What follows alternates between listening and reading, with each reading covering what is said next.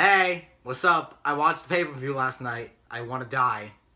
Kurt Angle's Black Sun's here once again. Oh my, whatever. Yeah. So there hasn't been a video in 2 weeks now because I know we shot the Raw review last week. And I actually uploaded it, but I never edited it, so it's still on private. Because I was about to say, I was like 2 weeks. Like, no, nah, what? No, I don't even know if I'm gonna upload that anymore. I guess I could. I'll upload it later. But it's from last week, and like I needed to edit it because I said something I shouldn't have said, and I never went to editing it. Like what? What'd you say? No, it's fine. So instead, here's the pay-per-view review. It was the SmackDown Live pay-per-view last night. Wait, really? Yeah. Oh, yeah. The SmackDown. No, the Blue Show. No, that was me acting like I cared. Oh, okay. Well, I mean, same, but. What the fuck? So. What is this bullshit? This show sucked. The show was terrible. Okay, whatever. So, it started off with the Usos and the New Day. And I was supposed to take account for you people because I actually was very intrigued by this, but I didn't do it. But I believe this is the 5th pay-per-view in a row where the New Day have fought the Thug Usos. And don't worry, this time it's different because this time it was inside Hell in a Cell. Who are you trying to impersonate with that? Oh shit, what the fuck was his name? Vince McMahon. How he fucking goes, hell! Fucking dumbass. So, this match was ruined because there were 2 things that ruined this match. The first thing was they have an opening video package where they talk about the cell and they're like, it's deadly, it ruins careers, it's going to end your life forever, you'll never be the same. And then they had Big E Langston coming out gyrating his hips to unicorn music. Bro, like, hasn't there like WWE like superstars that's been in that match like legit over 20 times? I believe Undertaker has. I wouldn't think it's 20, but I think he's had the most matches inside of it, and Undertaker's pretty close to dead, so. It's a joke because like he's old plus his name is like. Well, Undertaker. He's a dead man, bitch boy. You didn't see that segment? There was a segment on Raw like a couple years ago when him and Brock Lesnar had a segment. He was like, "Bitch boy." I swear to God, it was hilarious. I remember when there was cursing in WWE. That shit used to be funny. There still is. They just use it in the gayest ways possible now. Like when the women fight and they're like, "You're a bitch," and it's stupid. So the Thug Usos and the New Day had a match again. Nobody cared. If you did care, you're fucking gay. And this was what I hated the most about it. I hate when they do this with any Hell in a Cell match in general. I hate the Hell in a Cell matches where they use more foreign objects than they use the actual cell. Wait, what? Like, you know how there's weapons like chairs and kendo sticks and all that other shit? Yeah. I hate when they use those weapons in the match more than they actually use the cell.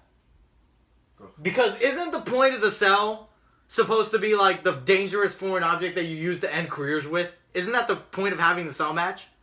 So what's the point of doing the cell match if you're just going to basically have a street fight with the cell surrounding you?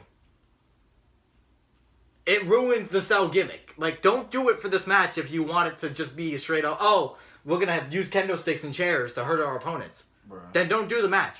And then it turned really gay when Xavier Woods used a trombone in the middle of the match. This is the Hell in a Cell match, by the way. Man, that's a match I haven't seen in a while. That freaking Punjabi shit. Oh, the Punjabi person match just happened a couple months ago. Really? Oh, yeah. It was so much fun. It was like the worst match of the year. Great Khali came out. Oh, of course. the Punjabi. And everyone was like, holy shit, he's back, he's back. And then he never came back. It's like, oh shit, yo, he's actually alive. Yeah. Oh, it was so gay. They only did that because Jinder Mahal is the champion. And they're like, oh, he's from Punjabi, so let's put him in the prison match. Punjabi? Yeah. It's Punjabi. Well, tell them that.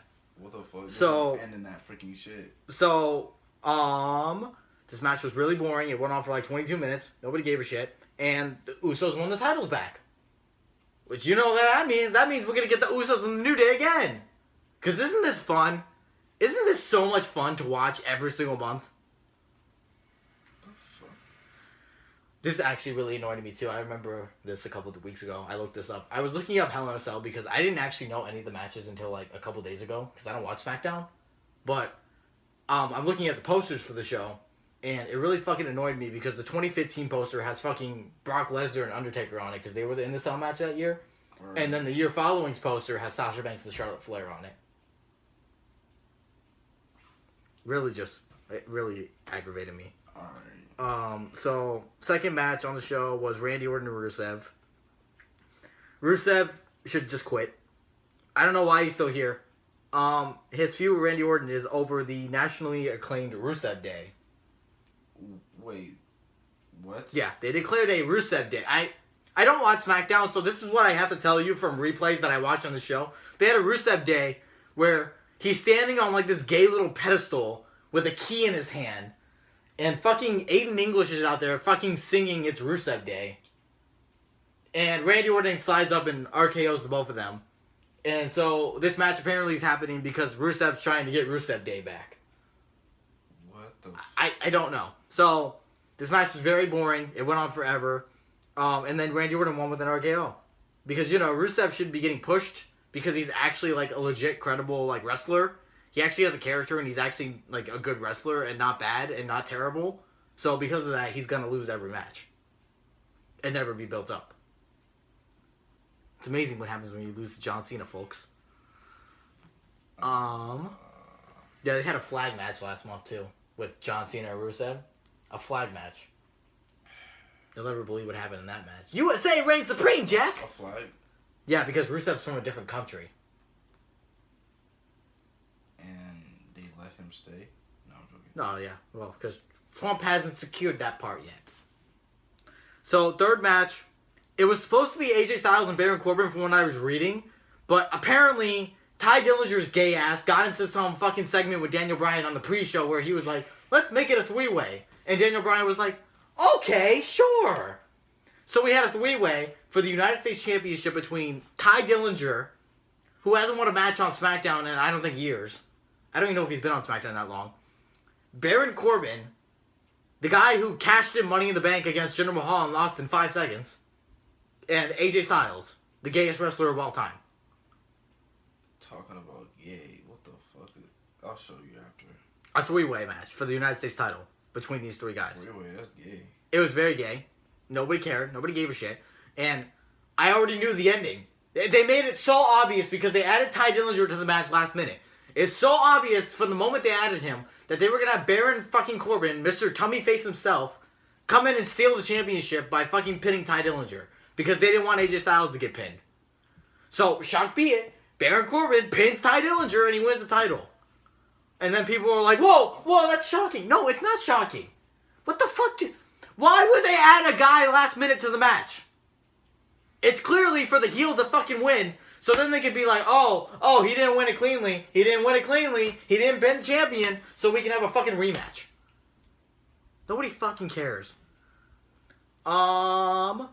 I think the fourth match was Charlotte Flair and Natalya for the Women's Championship that everyone cares about.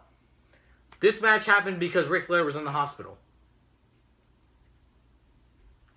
They literally had a whole, like, video package segment where they were like, my dad is doing okay now.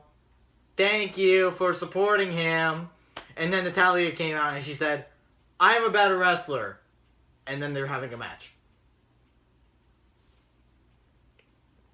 So Natalya got disqualified because she's a terrible champion. And so Charlotte Flair won by DQ.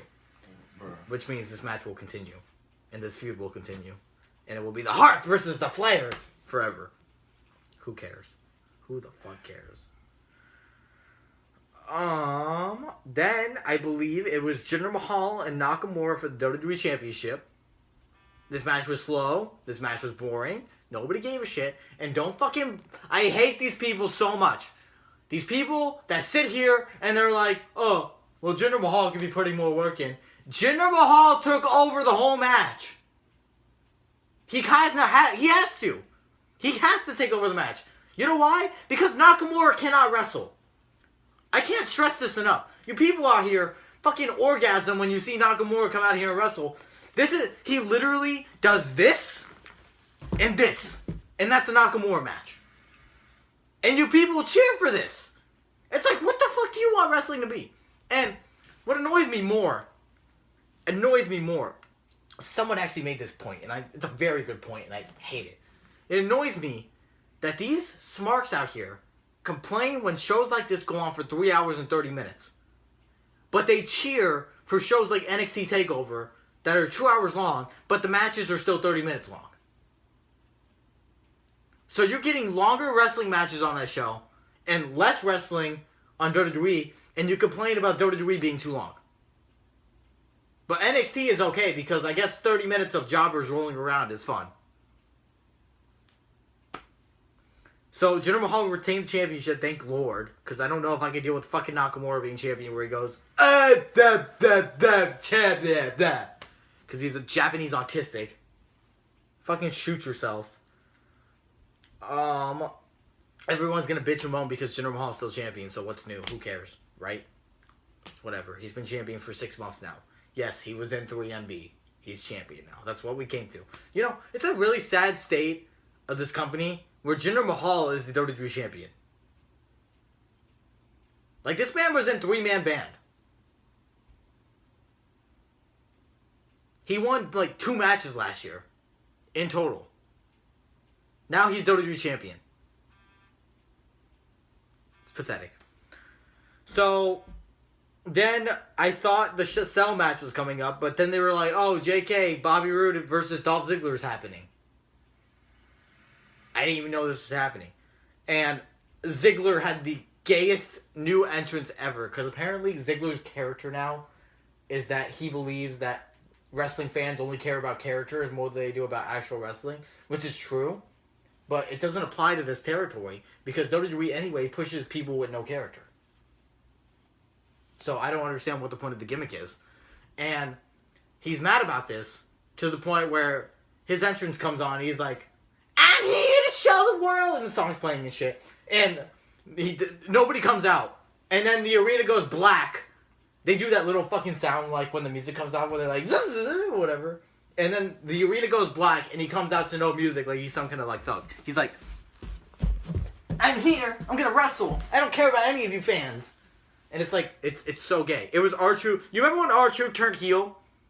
And he had that theme song where it was like, the truth shall set you free. And then no music played? That was Dolph Ziggler here. Bruh. So they're trying to do this again. They're trying to do this except Ziggler's involved in it now. And he fought Bobby Roode. It was a terrible match. Nobody gave a shit. And then they had the weirdest fucking ending ever. Bobby Roode is the debuting face on the roster. He just came up from NXT and he's on the roster. He's the face, whatever. Dolph Ziggler's the heel. They do the sequence where they do the roll-up, like, pins. And Dolph Ziggler grabs the tights because he's the heel. But Roode kicks out. Then Roode does the roll-up pin. And he grabs the tights and he wins. Then to add insult to injury, after this happens, Dolph Ziggler beats the shit out of Bobby Roode. So, who got helped here? Who is this for? Not only this did not help Bobby Roode in any way, because, first of all, you made him cheat to beat Dolph fucking Ziggler. Then, you had him get his ass kicked by Dolph Ziggler. And he's the heel. So, who booked this? So retarded. Then, Shane McMahon, yes, fought Kevin Owens in Hell in a Cell. And it went on for 38 minutes and 48 seconds. And I know what you're thinking. Whoa, that's 38 minutes and 48 seconds of thrilling action. No, it's 20 minutes of Shane McMahon hobbling around as an old man. And Kevin Owens' fat ass slowly walking because he's not athletic at all. So when he walks, he goes, I'm coming to get you. So it's 20 minutes of that bullshit.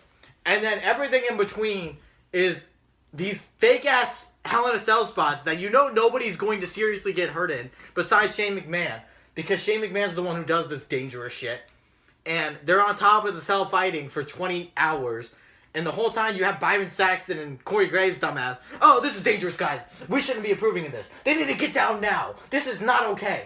And they're trying to add like drama to this, but really nobody gives a shit.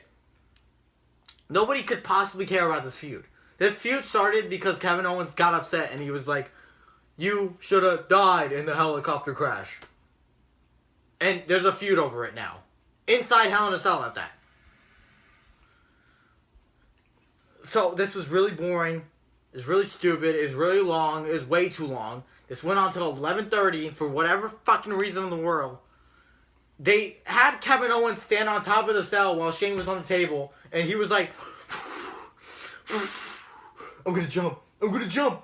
And then he held his head and he was like, no, I can't do it. Because you see, what it is Kevin Owens is a fat piece of shit. And if he jumped off the cell and landed on Shane McMahon and fucking hurt himself, WWE would have looked like criminals towards fat people. And they would have lost the fat market, which is the market they have to appeal to because the only people that actually watch this and enjoy it are fat, smelly neckbeards. So then they had Shane climb the cell, and this is when they started fighting on top of the cell. And it was like, oh no, it's all dangerous. Except it's not. By the way, side note about this match. Side note real quick. They announced this last minute, I guess. But this was a Hell in a Cell Falls Count Anywhere match.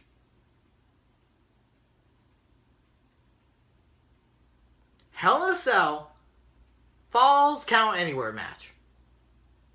So, right there, once again, you ruined the gimmick of the cell.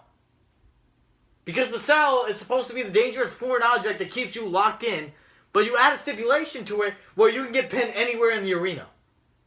Telling the people that you're going to leave the cell.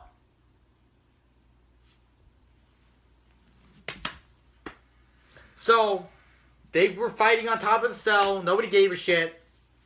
Then Kevin Owens climbed down the cell because he was like, I'm scared of heights. And he climbed down. Then Shane McMahon beat his ass outside the cell. Then he laid him on top of the table. And Shane was like, I'm going to go fucking die now. And he climbed up the cell. And he did his huge fucking fall from the cell. And it's like, oh my god, this is crazy. No, he does it like all the time now. It's expected. It's not cool. It's not cool when you do it 20 times. Like, I understand the man's risking his life. I don't know why he's doing it for this company or this show. But I understand he's doing it and he loves doing it. But it's not cool to watch 20 times. It's like when fucking Brock Lesnar and Big Show collapsed the ring. That was cool. Because it was like, holy shit, these two actually broke the ring. But when What? Didn't, like, 3 other people do the same shit? Yeah, that's what I'm saying. That's my point. My point is when Big Show and Brock Lesnar did it, it was the first time that's ever happened. So you were like, holy shit. That's actually really cool. But then they did it with Big Show and Mark Henry. Then they did it with Big Show and Braun Strowman. And it's like, it's not cool once you keep doing it. Nah, cause was it Big Show? Yeah, it was Big Show and Lesnar. No, cool. Didn't John Cena do it once? Break the ring, no. Oh no, that was after the Big Show and Mark Henry match. Big Show and Mark Henry had a match on the pay-per-view where they broke the ring, and then they had John Cena and Del Rio wrestle in the broken ring. Oh, okay. It was stupid. I don't remember which pay-per-view it was, but it was dumb as fuck. Because I remember when I first saw that shit was lit. I guess the idea was that it was a last man standing match, so the ring didn't matter anyway. But it was like, really? Are you actually doing this? Why didn't you just have Big Show and Mark Henry go last? So then Shane McMahon did his little jump off the cell, like, oh no, it's crazy, except it wasn't. And then you'll never believe what happens. Fucking Kevin Owens is laying there. And there's a guy in a hood that comes by and he pulls Kevin Owens off the table. And Shane McMahon goes to the announce table. And we're all sitting here like, who pulled Kevin Owens off the announce table? Except nobody was doing that because nobody gives a shit. And it was Sami Zayn. It was happy-go-lucky Sami Zayn. The guy who for the past few years now has been like, you know, I'm really happy to be here. I'm really ecstatic for this opportunity you have presented to me. And I'm really going to show the world what I can do as a professional wrestler. Nothing. And the same guy who, for the past year, has been like, Kevin Owens, I fucking hate him. I'm going to wrestle him 20 million times, and we're never going to be friends again, because we always had the same problem. We've been going at this for years now. We're going to be fighting forever. Yeah, they're friends now. They're friends. Sami Zayn is a bad guy now. The happy-go-lucky ginger is a bad guy. And Kevin Owens won the match. So, Kevin Owens needed help from the happy-go-lucky ginger that he's been beating the shit out of for years now to win a match. I can only imagine where this is going to go. It's probably going to be fucking Sami Zayn in a promo on Tuesday. Shane McMahon never gave me the opportunities that I wanted. Who cares? Who the fuck cares? So, the pay-per-view is terrible. Don't go out of your way and watch it. They've ruined the Hell in a Cell gimmick. TLC is in 2 weeks. They have a pay-per-view like every 2 weeks now. It's ridiculous. The fuck? Yeah, because there's 2 different entities now with Raw and SmackDown. Whoa. And you know how before what they used to do is they were like, okay, well, Raw would get a pay-per-view one month and SmackDown gets a pay-per-view the other month? No, now it's both shows get a pay-per-view every month. Damn. And Shit so really has changed. I remember when they were like, oh, a pay-per-view would be like, oh, a rare occurrence. Oh no, it's all the time now because it's only $9.99 because it's on the network. $9.99? What the fuck? Yeah, it's on the network now. You get it on the network for $9.99 a month. Bro, I remember that shit was like $20 or some shit. Oh no, it was $45 a couple years ago. Now it's $10. So now they don't give a shit. WrestleMania you can get for free now. Yeah. What the? Yeah. Sign up for your yearly subscription to the WWE network there, John. You get a free month. Alright. Who would pay for this shit? The dick riders. Was there anything else? Oh! Before we go, last comment. There was a commercial on this show. It featured Kurt Angle on a podium. And he said, I am happy to announce Carl Sanders will be in 2K18. Oh, it's true. And then they went into Carl Sanders coming out. And then they promoted KFC in 2K18 in the same commercial. Wait. Hold on. Here's my question. Okay. Why do we, like, who really gives that much of a fuck about WWE, like, 2K18? And then they showed video game footage of Carl Sanders, the KFC man. But like, you know what's funny? Like, no matter, like, how many games they put out, the graphics are still going to be ass. Doesn't even matter. The only 2K18 people really care about is NBA. That's about it. Maybe NFL, but, like, WWE, no one gives a fuck. The best WWE games ever are SmackDown Here Come the Pain and SmackDown vs. Raw 2007. I can probably say, like, with the honest amount of doubt, the ones that I had the most fun playing, because it was so much fuckery, was them shits on the N64.